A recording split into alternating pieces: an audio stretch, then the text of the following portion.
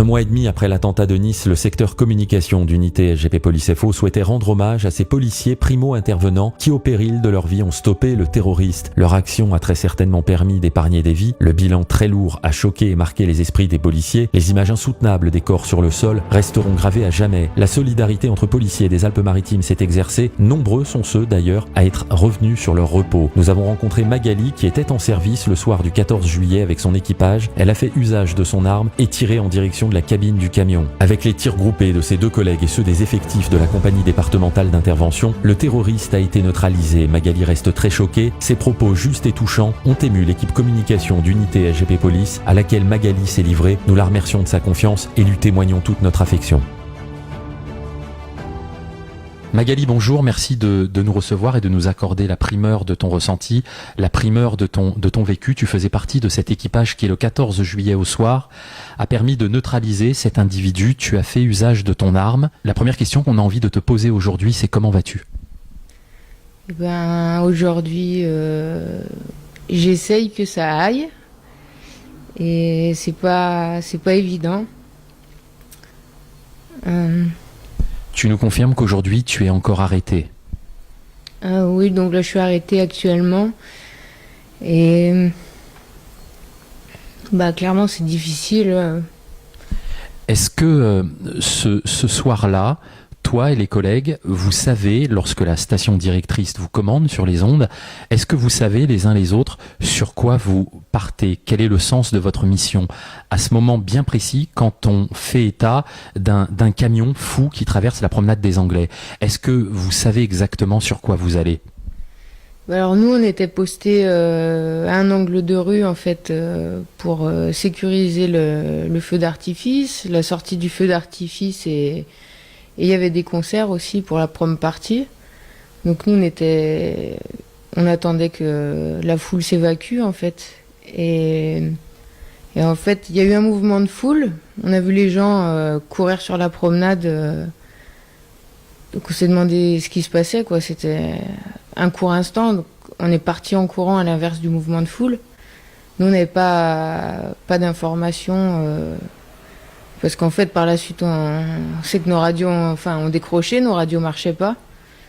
Donc on est parti au sens inverse de la foule pour voir ce qui se passait. Et là, en fait, au bout de 2-3 secondes, on a vu surgir ce gros camion blanc là qui percutait en fait qui se rentrait dedans avec un scooter noir, quoi. Donc là, on s'est dit la même chose en reparlant après avec mes collègues. Moi, j'ai cru tout de suite que c'était un gars qui était bourré, en fait, qui était sur la promenade, parce qu'on n'a pas vu des gens se faire écraser, quoi. On a 2 secondes pour voir un gros camion blanc qui arrive sur la promenade et qui rentre dans un scooter. Donc, on est parti tout de suite sur la cabine en criant au mec de s'arrêter. Et en fait, quand on arrivait à 2-3 mètres en contrebas de la cabine, quand on a voulu intervenir sur la cabine, en fait, le conducteur a pris une arme sur le côté et nous a tiré dessus avant de réaccélérer à vive allure. Donc là, on a eu très peu de... Sur le moment, on n'a pas le temps de comprendre ce qui se passe. On comprend juste qu'on se fait tirer dessus. On a l'image de ce canon en face des yeux. Et donc le camion est reparti dans le même temps, en fait. Et là, on est parti en courant derrière avec mes collègues. Et là, on a commencé à voir des gens qui sortaient sous les roues de l'arrière du camion, qui étaient éjectés sur le côté du camion. Enfin, donc comme une éclaboussure, en fait, mais sauf que c'était des corps. Et on courait et ça continuait. On sent que c'est difficile pour toi de parler, Magali. On te remercie d'être là, on te laisse prendre une respiration au moment où tu fais usage de ton arme. Est-ce que vous avez eu le sentiment, malgré tout, à cet instant bien précis, finalement d'arrêter la course d'un camion qui aurait pu faire encore plus de morts ?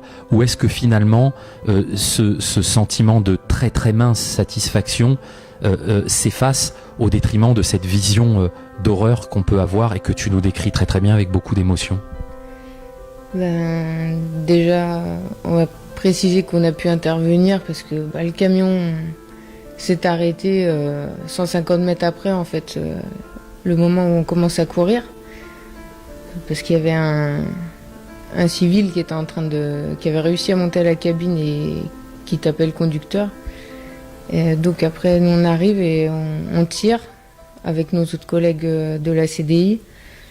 Pour ma part, une fois que j'ai vu sa tête sur le côté, il était côté passager, la tête en sang, là je me suis dit c'est fini, mais c'est pas fini en fait.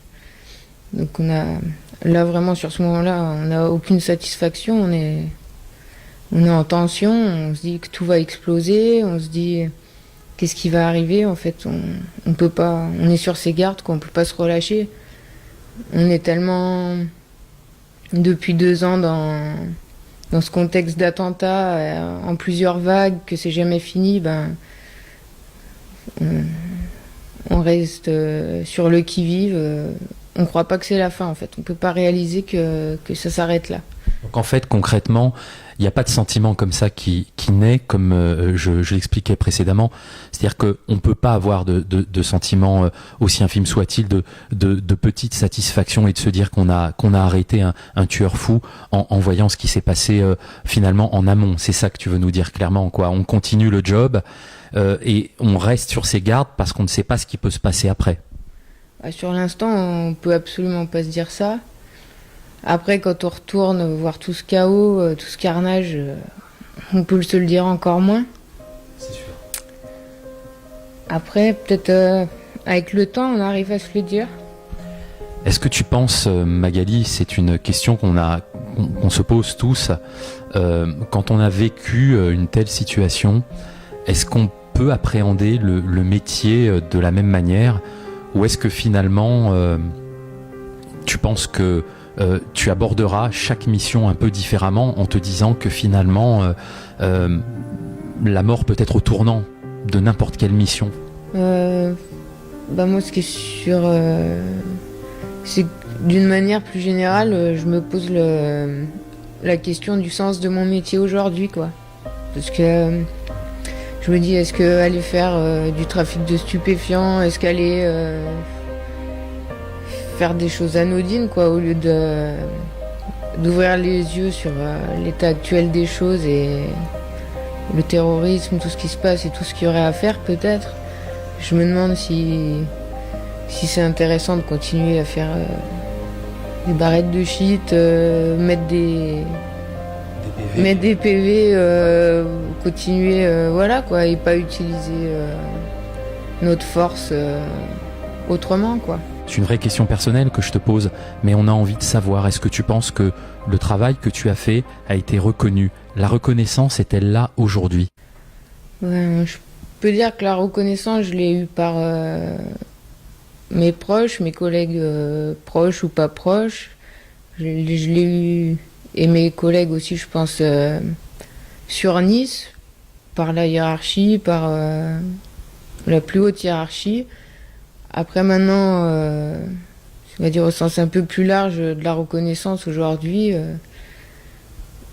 on n'a pas vraiment l'impression d'en avoir, quoi. On a l'impression que c'est passé et puis la vie continue, quoi. Ton rôle a été primordial, prépondérant dans la neutralisation de cet homme, et on se dit qu'1 mois et demi après, ton travail, votre travail, le travail de l'équipage aujourd'hui n'a pas été finalement reconnu, et c'est dans ce sens que tu as transmis donc ton dossier à Célia Boumedienne, la secrétaire départementale unité SGP Police FO 06, qui aujourd'hui gère cette situation et gère les différents dossiers avec le directeur départemental de la sécurité publique des Alpes-Maritimes, un dossier qui est également entre les mains du bureau régional unité SGP Police ainsi que du bureau national.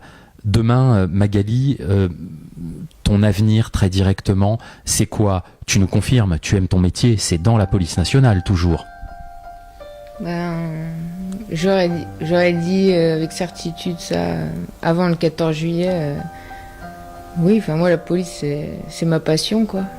Mais là j'ai plus aucune certitude. Enfin, je me vois flic, je me vois continuer, mais je me vois peut-être aussi partir. Je sais pas. En tous les cas, Magali, On te remercie infiniment de nous avoir accordé ta confiance, d'avoir accordé ta confiance au secteur communication d'unité SGP Police FO. On te souhaite plein de courage. Les policiers sont avec toi et je vais te dire quelque chose. Je crois pas dire de sottise en disant ça. Les Français sont derrière toi, sont derrière vous, parce que vous avez montré une sacrée belle image de la police nationale. Merci à toi Magali, à très bientôt.